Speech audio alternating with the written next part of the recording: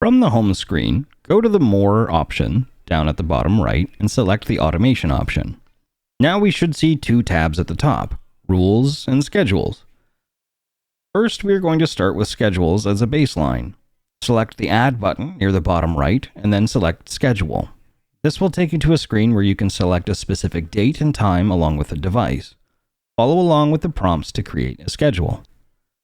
Automations are a whole different awesome beast that allows you to control quite a bit of things. From that same menu, tap on the Add button and then Rules. From there, we are going to select a device we want to automate and then the action. First, we are going to select our lock and what state it needs to be in when the automation is to run. Next, we are going to select our panel, Onyx System, and then have it disarm when we unlock the lock.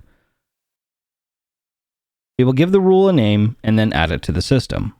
Now, every time we unlock the door, we don't have to worry about disarming the system.